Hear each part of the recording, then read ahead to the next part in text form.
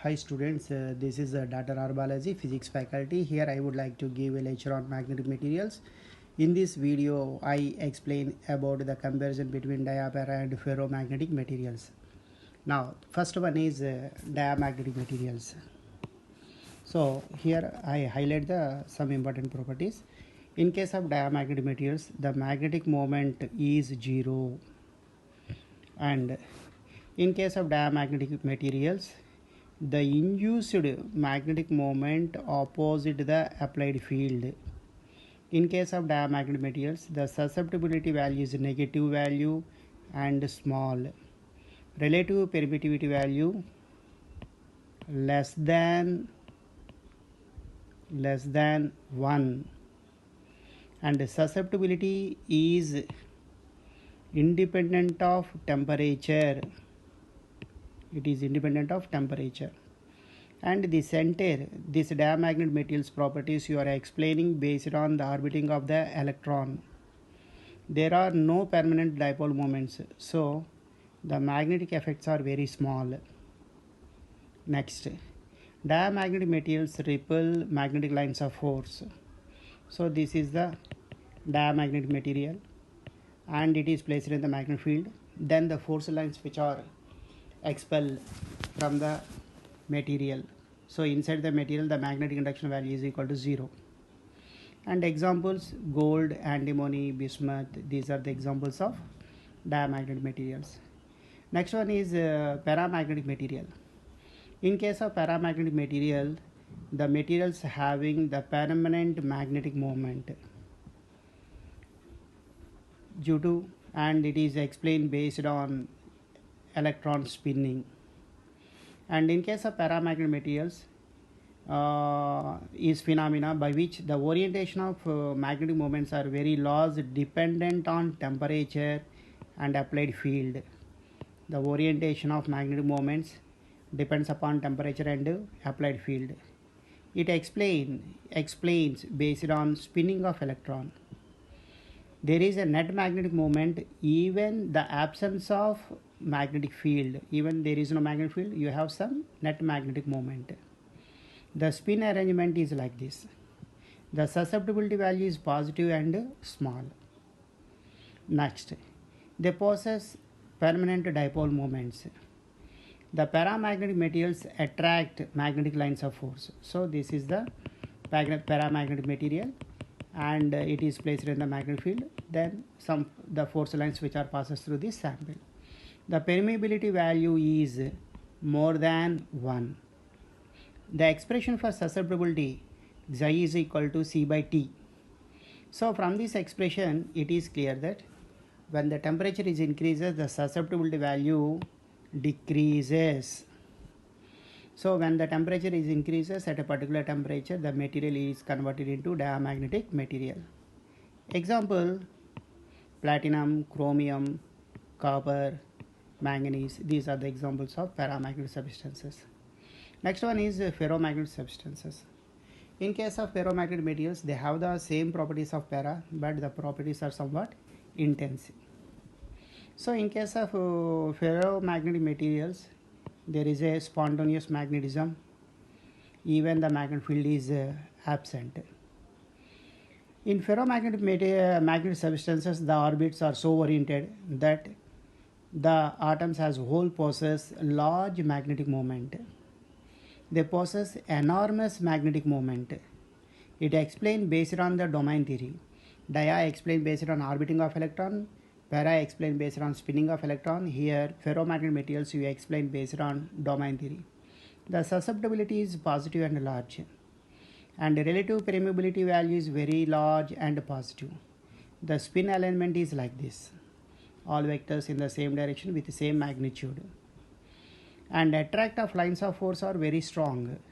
So this is the ferromagnetic material, and it is placed in the magnetic field. Then all force lines are passes through the sample. They exhibit magnetization even the absence of magnetic field, and during heating they lose their magnetization slowly. Xi is equal to c by t minus theta, where C is called Curie constant, theta is called Curie temperature.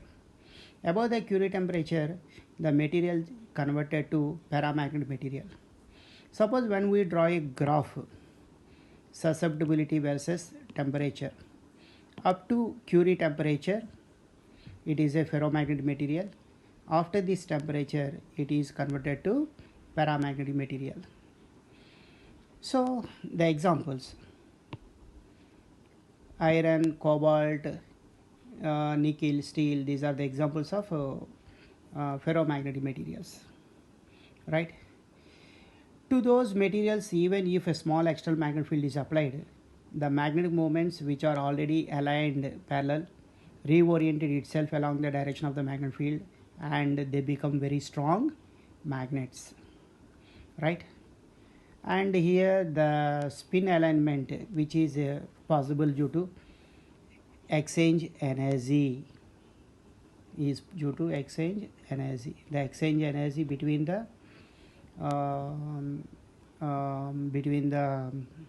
atoms, the spin alignment is exist. So based on the spin magnetic moment alignment, this ferromagnetic materials classified into antiferro and ferrimagnetic materials.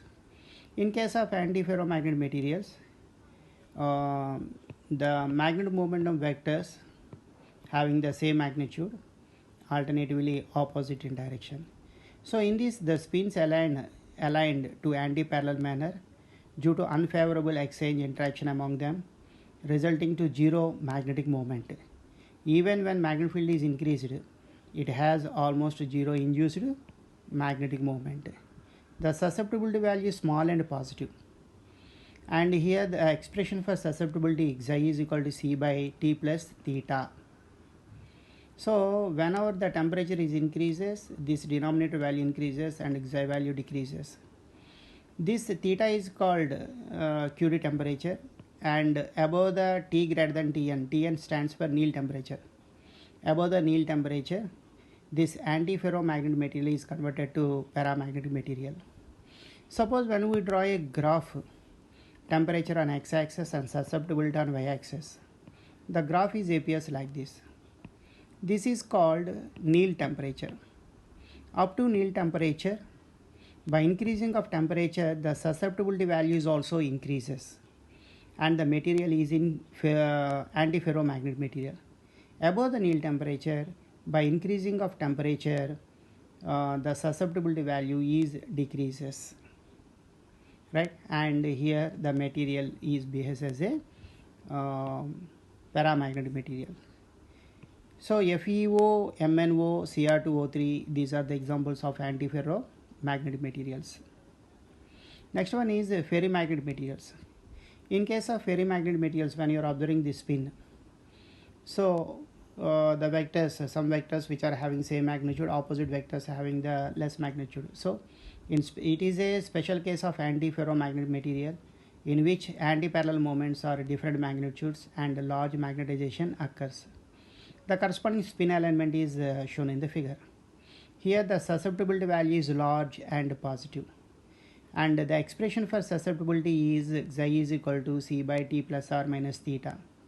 Above the Néel temperature, this is the formula for the susceptibility. Theta is called Curie temperature. These materials are also called ferrites.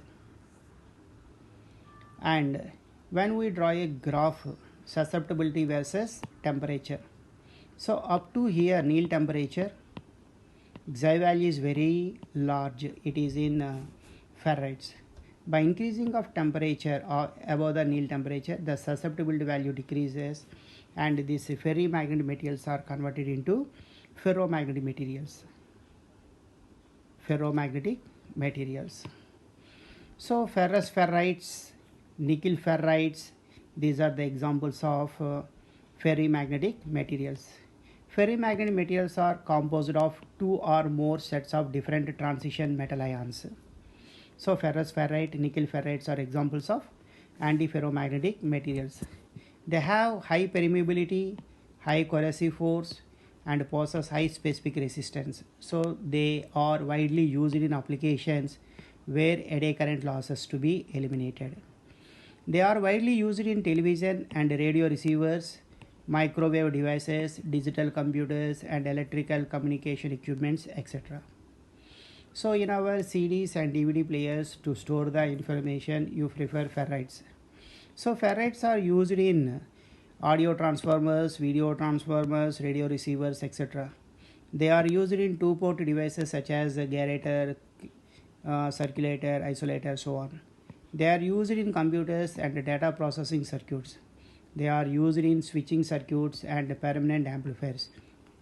And ferrites especially you are used to store the data in CDs and hard disks. Okay, thank you.